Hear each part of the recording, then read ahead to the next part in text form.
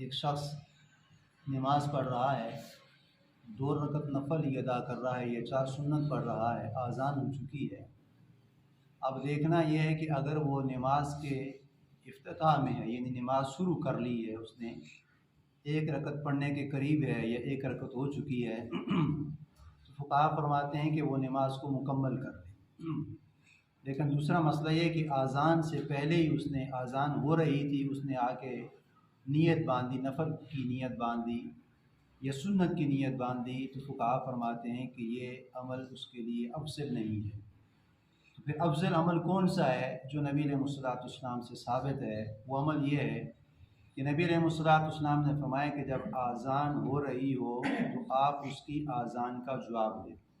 فقولوا مثل ما یقول المؤذن، یہ حدیث کے الفاظ ہیں کہ جس طرح مؤذن اذان دے رہا ہے تو سننے والے اس کے اذان کا جواب دیں۔ یعنی اس کے جواب کا طریقہ کیا ہے؟ یعنی اللہ اکبر، جب مؤذن نے اذان دی اللہ اکبر اللہ اکبر، جب یہ راہ پہ پہنچے گا اللہ اکبر تو سننے والا کہے گا اللہ اکبر۔ جب کہے گا اشہد اللہ الہ الا اللہ پہ پہنچے گا تو جو سننے والا ہے اشہد اللہ الہ الا اللہ کہے گا۔ یہ مرد کے لیے بھی ضروری ہے اور عورت کے لیے بھی ضروری ہے۔ یعنی جو سن رہا ہے، مؤذن کی اذان سن رہا ہے، یہ مرد بھی اس کی اذان کو جواب دے سکتا ہے مثل ما یقول المؤذن، یعنی مثل سے مراد یہ ہے کہ جو یقول کہہ رہا ہے، یعنی مؤذن کہہ رہا ہے، تو اس کے سننے والے بھی اس کی اذان کا جواب دیں گے، یہ چاہے مرد ہے یا چاہے وہ عورت ہے۔ تو اللہ اکبر، اشہد اللہ الہ الا اللہ پہ پہنچا تو اس نے بھی کہا اشہد اللہ الہ الا اللہ، اشہد ان محمد رسول اللہ، پھر کہنے والے نے بھی کہا اشہد ان محمد رسول اللہ۔ حی علی الصلاۃ پہ جب پہنچیں گے تو فقہا فرماتے ہیں کہ اس کا جواب آپ نے دینا لا حول ولا قوت الا باللہ، یعنی مثل ما یقول۔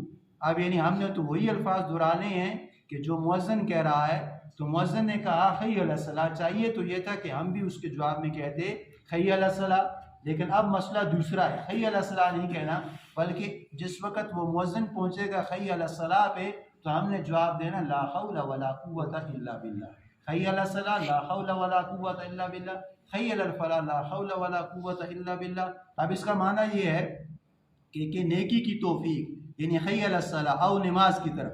اب نماز کی طرف جو توفیق دے رہا ہے، دینے والا کون ہے؟ اللہ۔ لا حول ولا قوت الا باللہ، اس میں کسی کی طاقت نہیں ہے، وہی اپنے گھر میں آنے کی توفیق دے رہا ہے۔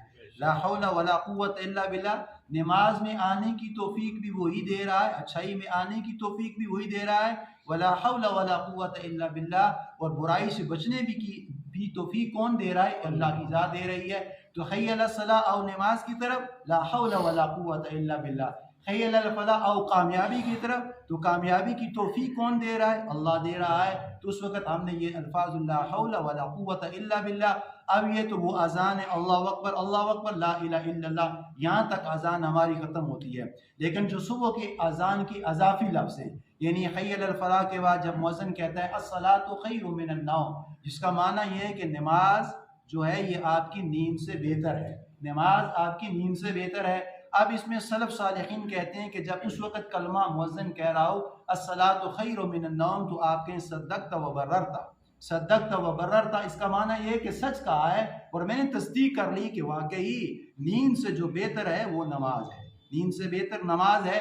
اب بعض فقہا فرماتے ہیں کہ ہم یہ نہیں پڑھیں گے چونکہ حدیث کے جو الفاظ ہیں مثل ما یقول المؤذن، کہ ہم نے وہی کلمات دہرانے ہیں یہ جو مؤذن نے دہرائے ہیں۔ تو مؤذن نے کہا الصلاۃ خیر من النوم، تو کہنے والے نے، سننے والے نے بھی الصلاۃ خیر من النوم ہی کہنا ہے، اس وقت صدقت و بررت نہیں کہنا، بلکہ ہم نے وہی الفاظ کہنے ہیں کہ الصلاۃ خیر من النوم، اللہ اکبر لا الہ الا اللہ۔ اب نبی علیہ الصلوۃ والسلام نے یہ عمل کیا، صحابہ نے یہ عمل کیا، تو فقہا فرماتے ہیں کہ آپ اذان کی آواز ہو رہی ہو تو آپ اس کا جواب دیں۔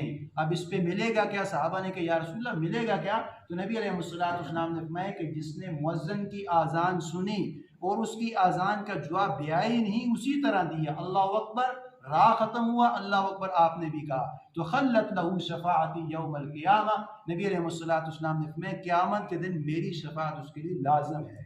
تو جس کے لیے شفاعت اللہ کا نبی کر دے کتنی بڑی بات ہے۔ تو منٹ کتنا لگا؟ اب جو اذان دے رہا ہے 2 منٹ لگے، 1 منٹ لگے، تو اسی کے جواب میں ہم سارے کاموں کو چھوڑ کے قرآن پڑھ رہے ہیں، اس کو بھی سمیٹ لو، ذکر کر رہے ہیں اس کو بھی بند کر لو، کوئی کسی کام میں مشغول ہے اس کو چھوڑ کے یعنی اس کی اذان کو جواب دے۔ اور یہ مسئلہ بھی ہے کہ ضرور نہیں ہے ایک اذان ہوگی اس کا جواب دے دیا، خلت لہو شفاعتی یوم القیامہ، کہ قیامت کے دن اس کی شفاعت کا مستحق بن جاؤ گے۔ نبی علیہ السلام کی شفاعت یہ آپ کی لازم ہے۔ ضرور نہیں ہے کہ ایک محلے کی اذان ہے اس کا بھی جواب دو، دوسرے کہ یہ تو سونے پہ سہاگا ہے، لیکن اگر ایک اذان کا جواب زور کا ہو گیا، عصر کا ہو گیا، مغرب کا ہو گیا، عشاء کا ہو گیا، جس اذان کا ایک بھی جواب دے دیا، خلت لہو شفاعتی، آپ اس کے مصداق بن جاؤ گے۔